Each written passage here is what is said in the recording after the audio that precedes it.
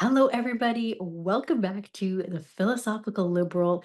It is a new episode. It feels like a new season because, at least here where I am in New Jersey, it feels like fall has really begun. And we are diving into a whole new article. And the article that is perhaps the most important to our whole statement, that might be an arguable point to make, but maybe we'll make the argument. It's certainly the lengthiest and the meatiest of all of the content that we have to cover. And in this session, we're even going to give you a little bit of a preview of what to expect as we dive deep into this really in depth article. And along with the preview, you start to give you some sense of why this is the one that deserved so much attention and so much thought and so many words. But I will turn it over to my co founder, co host Chris, and he will read to you the beginning of our statement. And I'm curious to hear any opening thoughts you might want to share as we begin Article 2.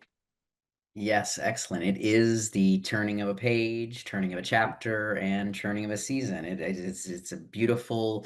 It's always great when the universe kind of aligns in that way. So it's kind of cosmic poetry, if you will. So here we are, and as Joya mentioned, we are now moving into Article 2 of our statement on our website, 1776forward.com, on the meaning of philosophical liberalism. For those of you who are just tuning in, this entire Substack series is our deep dive into that statement, which you can find at the top, where we outline our vision of the ideal of philosophical liberalism that we at 1776 Forward are sparking the revolution for. And so we've just spent almost a year going through Article 1. Gosh, I can't even believe it's been that long, but Well, we are there was a preamble too before there we was got a to Article pre, so 1. maybe not a year. It's about three-quarters of a year, but this is our 20th episode, so Yes. we're definitely getting into some good territory here. So Article 2 then of our three article statement is entitled Moral Applications, and each of the articles we opened with a kind of preamble, mini intro paragraph, even within the article. So that's what I'll read just now, and that will really set the tone for everything that to come, both for tonight's discussion and then for the weeks ahead as we dive in. So for moral applications, we wrote, through the freedom to continuously actualize on our potential, human beings can achieve a noble ideal, a self chosen life focused on growth and the development of a virtuous character. Autonomy is key. Ultimately, the freedom to think and to act is required to thrive as human beings. Significantly, freedom is both a necessary precondition, a means, and an ultimate reward, an end of a flourishing human life. In essence, freedom is living independently, interdependently, with responsibility. Individual rights then provide the bridge between the freedom each individual requires to thrive and the social and political order that must be arranged to ensure that all are equally free.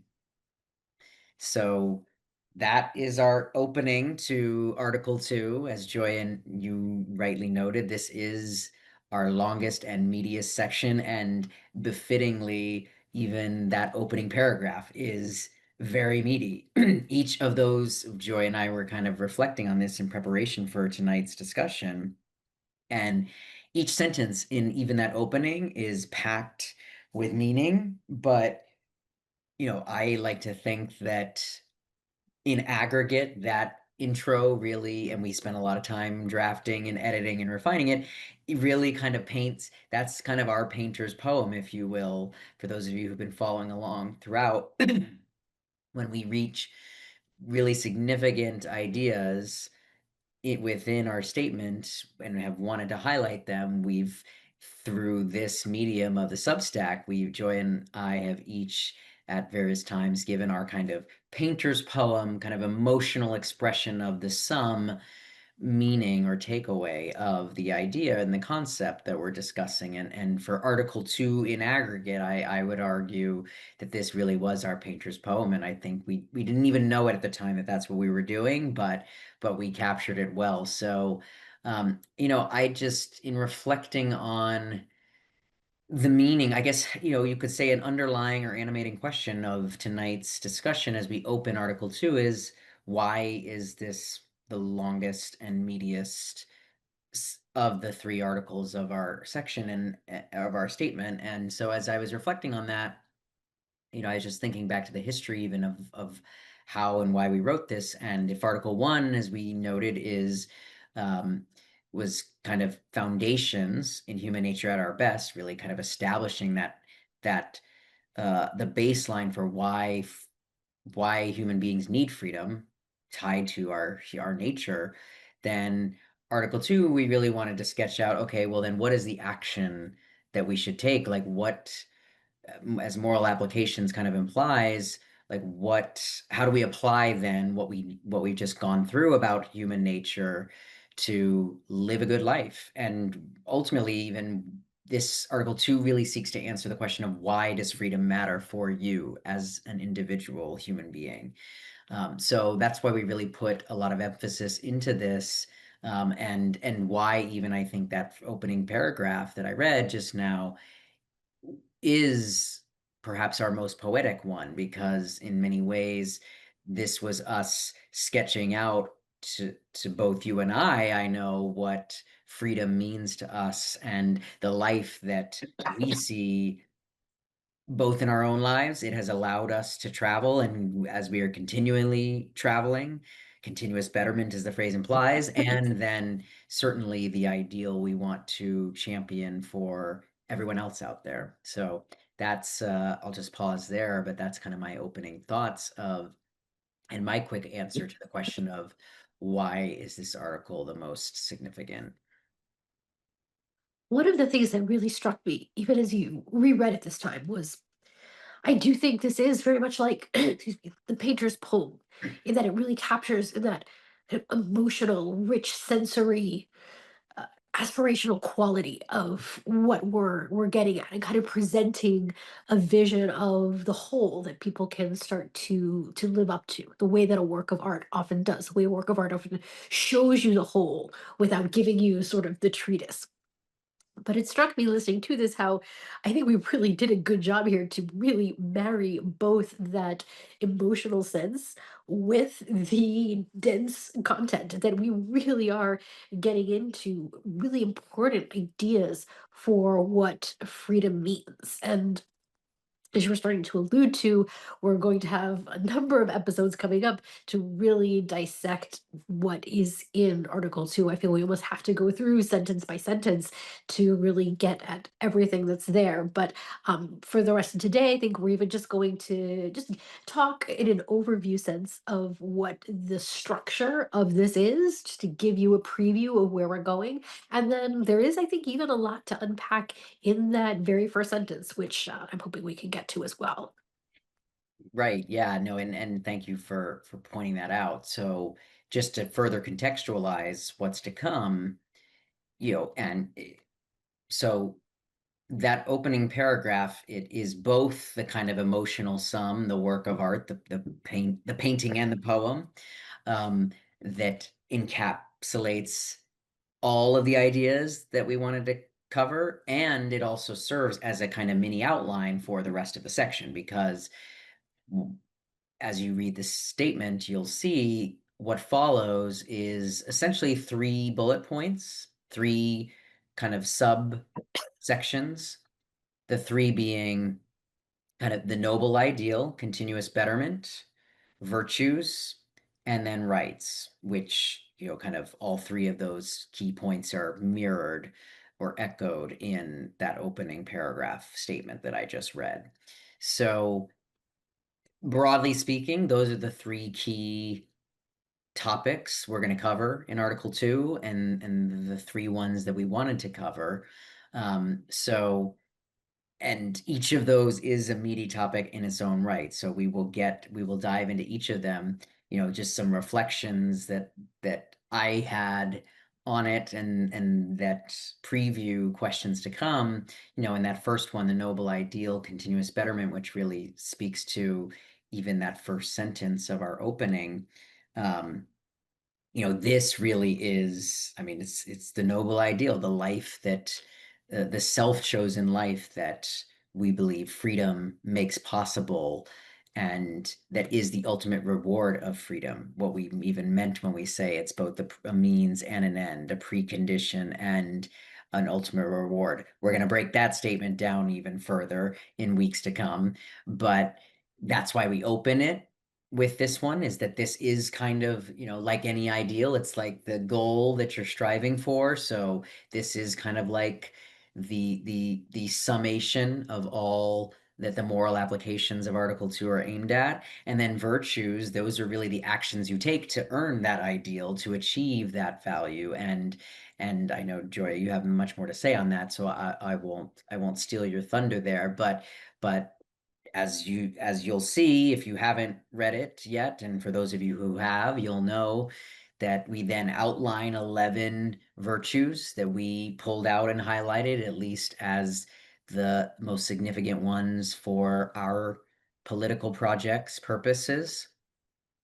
And then rights, as we said in the opening, is then kind of the bridge between the life of the individual that a free society makes possible and calls us to live, and then the protections legally, politically, that requires in a governing context. So that's just kind of the overall structure of the rest that's to come in the three parts. And, there's just tons to unpack in there. I know if you're, you know, I'm a co-author of this statement, and even I sometimes am still, Joy and I, we joke about this. Sometimes even I, keeping all the different ideals that we've put forth here straight, is a task. But we're gonna even talk about that because we've talked about the creator trader in Article 1, and we talk even here about continuous betterment and the Renaissance human ideal, and then virtues. And you may be saying, how does all of this tie together?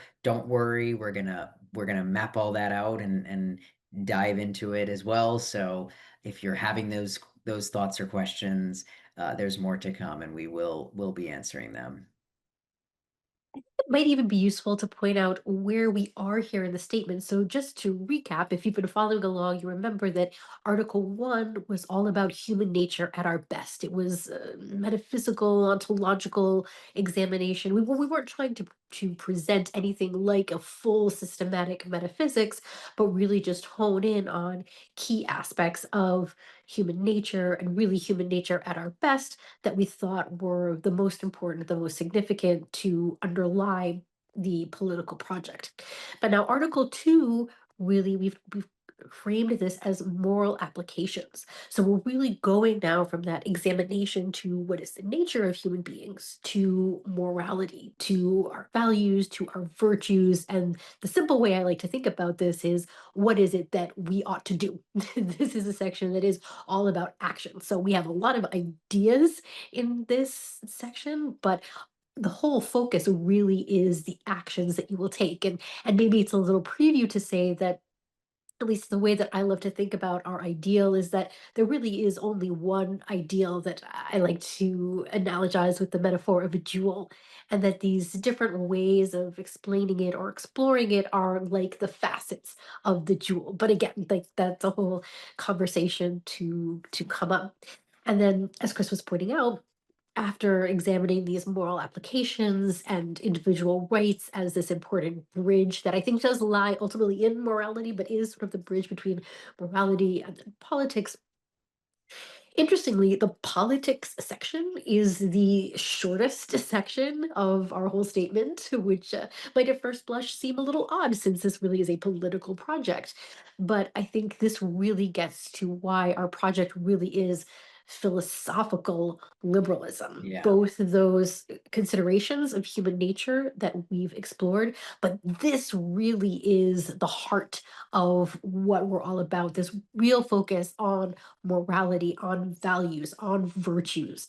This really is the philosophy of philosophical liberalism and what it is that we're asking you to do. It's, and again, to this idea of freedom as the means and the end, we've kind of talked about freedom as the reward, but there's like who you have to be to live up to being someone who is ready for and capable of thriving in a free society. One of the main reasons I think we're even examining all of these virtues. One way that I think about this is that um, freedom requires human individuals who are capable of self governance. Mm, And what is required to be a self-governing individual. And it's at least my, let's call it a hypothesis that really makes up this statement, that if you have individuals who develop this capacity for self-governance, that then the politics of freedom essentially just flows naturally from there. And I think one of the beauties of freedom and a free society that we will explore when we get to part three is how a free society could theoretically take so many different forms. I think it's part of the beauty of what was even built into America as a system. The way we even had a unified federal government, but all the different states, and had this ability to experiment amongst themselves about what freedom might even mean on a more local level. And so there's so many different forms that freedom, I think, could take with a certain few key basic principles that we will mm, discuss. That said, to me, the real work is in how does one become self-governing? And to me, I think this is an important point, that I do think this is a very learnable skill. That if you are someone who is not yet capable of self-governance, this is not some reflection on who you are fundamentally as an right. individual. And I think a huge part of why our project here is to hopefully even help educate people to become more capable of self-governing. But one of the ways that I like to think about this too is that it's not just sort of a capacity that's a necessity, but there is a real beauty to this, that a life without this would be stunted very much. And so I'll maybe even tie this back to, I think people watching know that I'm currently raising a young little toddler. He just turned 3, and he's really at that crucial age of developing his autonomy. And in our next episode, it's the preview for the next episode, it's all into autonomy. But I think a lot about, you know, providing, that kind of balance between kind of, freedom within limits, as they say in Montessori, kind of providing kind of safety and security, but also that freedom. But the freedom, in a sense, as Chris, you were even pointing out, really is a kind of goal. That there's a real way in which he would not be able to fully realize what it means to be human if he didn't have that ability to have that sense of freedom. And so it's really, we want to make that possible for more and more people. And I think that if we actually delve into this work on what it takes to be self-governing, what it is we make it possible for people to enjoy the beauty of what it is to be free. Wonderfully put. Yeah. You essentially just set me up perfectly for the point I was going to add, because I think you just rightly emphasized that part of why the values and virtues is so important to philosophical liberalism is that freedom requires a self-governing people, but becoming a person capable of self-governing and who frankly embraces that challenge is kind of the reward of life.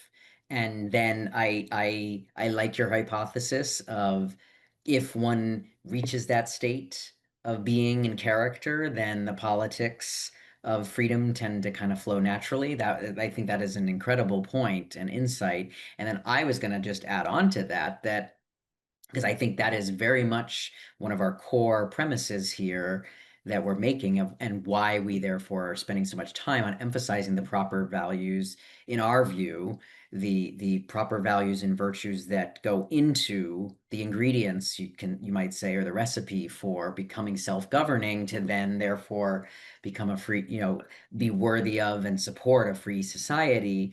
But I would add even on top of all that, I would add a second point here, which is, to me, even, and it's captured, I think, again, beautifully in that opening paragraph, and why it is a painter's poem, really, not just a kind of intro, is that the beauty of freedom is that our life is so much more than politics, right? And that noble ideal of continuous betterment that transcends any one domain of your life, politics, work, relationships. It's all of that and more. And as I think I'll just riff off of what you said, being self-governing is not only or perhaps even primarily to be able to live among other humans in a free country and political system, but it's also so that you can take care of yourself, set your values, define what is important to you, and then go achieve it. Build the life that reflects those values and that gives you joy and enables you to achieve flourishing and then even the higher state of greatness that which we've talked about as our kind of three core values. So I would say that that is the other key reason why Section 2 or Article 2 is our most important one, is because that is the noble ideal that we're really championing, even grander than so that we can live in a freer society and have a freer political system. It's so that you can live that life of constant change, growth, learning, betterment, and all of that in kind of incorporates virtuous living and virtuous actions, which is why, therefore, that's such a key piece of the architecture and operating system, if you will, here of philosophical liberalism. And I think that statement then that we wrote in the middle kind of it actually was our definition of freedom in a way, and that's why we underlined and italicized it, where we say freedom is living independently, interdependently, with responsibility. I think just really captures all of this because it captures the self-governing part, the living independently, and the interdependently is kind of the free society part that we do live with other people. And then with responsibility, that's this point about kind of a virtuous life and that you can't really have one without the other, which is another reason why focusing on values and virtues is going to be so core to our creed of philosophical liberalism because unlike, I think, many other liberals of different strands and variants today, philosophical liberalism definitely takes the position that freedom is not just doing anything you want uninhibited or hindered by any kind of external force. That's why the with responsibility and living in interdependently are equally key alongside the living independently piece of it. And I think everything you just said now is the perfect segue into our next point, which is dissecting the very first sentence here, which you notice we open about the freedom to actualize your potential. And that's really what this is all about.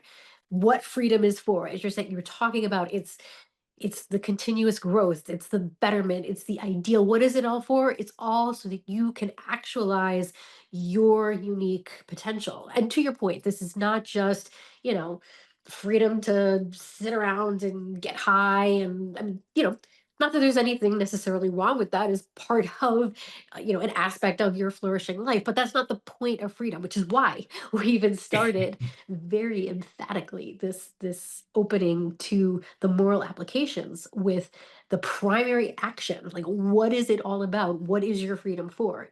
It is the freedom to take those actions to actualize your unique potential. And do you maybe just want to read that first sentence again as we move in now Yeah, to dissecting it?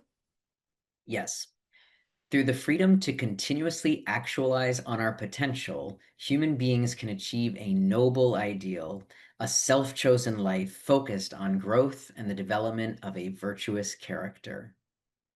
I think this is the other key concept that I definitely want to make sure we dissect, this idea of the self-chosen life. Mm, I don't remember how we came up with that phrase, but it's a really beautiful one that I think we need to be mhm. emphasizing more often because it's another facet on the jewel of what is the ideal. And one aspect of that ideal is a life that is self-chosen, that this really is what flourishing and greatness are all about, and it requires freedom. And it's what freedom is all about because there's no choosing without freedom of alternatives. But it is the beauty and the glory of what this life is that it is a life that you get to choose to live up to your unique potential that you want to pursue and actualize. The mission in the world that is yours and yours alone to bring you as the creator to bring value to the Mm. universe. Yeah, I like that. You're right to highlight it. And I don't remember how we got to it, but we got to it, which is the important part. And I kind of even just hearing you talk about that, it made me think. I kind of feel like the self-chosen life point is our analog to the pursuit of happiness, because in many ways, this is almost this self-chosen life is almost kind of what that means in Mhm. practice. Because pursuit of happiness, it is somewhat vague and abstract, I think, to a lot of people, and or insofar as it's not abstract and clear to people, I think they take it kind of literally to mean, oh, be happy, like that you achieve a state of happiness. Good But vibes only here. Yeah. right, good vibes on, but that doesn't really tell you what, like, how or what that means and looks like, right? We've talked already in going through our core values of freedom, flourishing, and greatness, that in many ways those kind of encompass what the pursuit of happiness looks like. Um, but you could say, as a catch-all for all of that, that what it really means or is a self-chosen life, that freedom. And I think this is the brilliance of the founders, perhaps without even fully grasping the significance or the full meaning of what they meant with that phrase, is exactly this, that freedom is about being able to choose your path in life.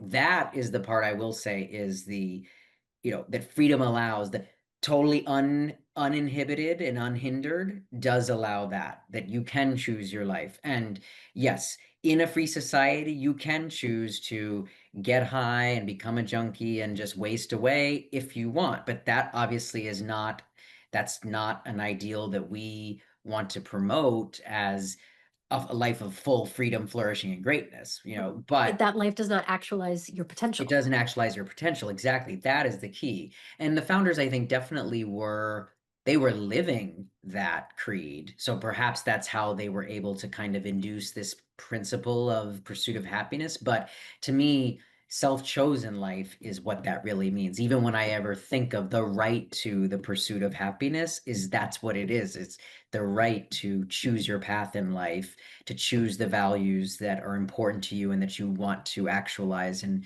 bring into the world, and to choose the character that you want to become. That all is what self-chosen life means. And you're absolutely right that that is one of the most important possibilities that freedom opens up for human beings, and really radical too. Still, I think this is where freedom is still the true edge case for humanity, because not only has most of human history, our governing and social structures, been conscribed in such a way that people could not choose it, that their path was chosen for them or forced upon them, but even I think within most individual humans, the choice to pursue a self-chosen life is not the norm, or at least doesn't necessarily come automatically.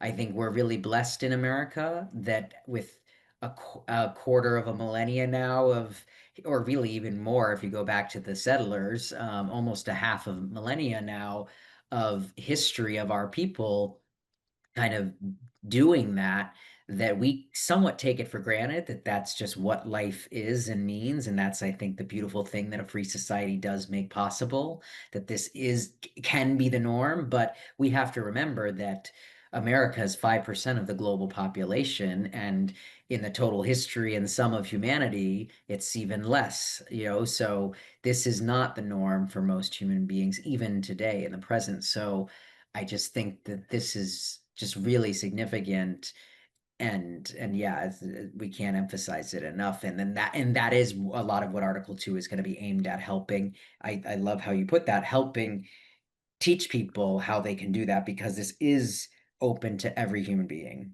Mm.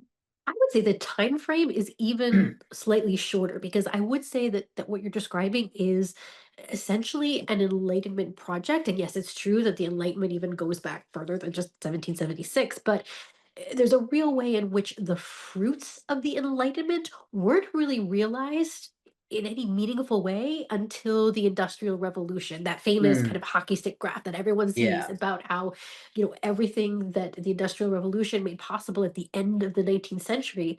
I mean, it's really what gave you choices for the self-chosen life, because there's right, there's a real way in which before that, most of what you were choosing was like, how are you going to farm that year, because right, that yeah, that's pretty exactly, much what life had to be just true, for pure survival.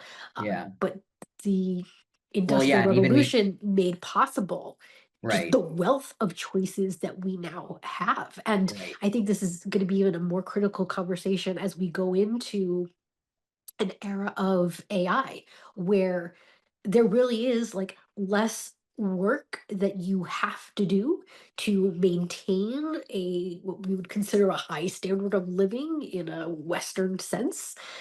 That AI will be able to take on a lot of tasks, but that just gives you, the individual, so much more opportunity to have choice. And what are you going to do with that choice? Are you just mhm, gonna waste it away, scrolling through social media, getting high, not doing anything with your life? Or are you going to choose to self-actualize? So everybody knows here that Abraham Maslow is one of my personal heroes. I've definitely talked about him a lot on this show. And to me, one of his key insights about the self-actualizing people, the what I think really is the core component that they all had, was that they all did choose a mission, something like a grand calling or vocation. And that is so central to how we actually live a flourishing self-chosen life, that mission then provides a kind of guide for our choices, so that we're actually mm, able to build something that is coherent and that allows us to create real value and bring real value to the world through what it is that we can uniquely provide given our own personalities and proclivities and strengths and interests and passions and such. mhm. But that's really what we're here to explore. Wonderfully put. So that, I think, even sets us up for our call to action then. For so this is hopefully an inspiring preview for all of you of what's to come.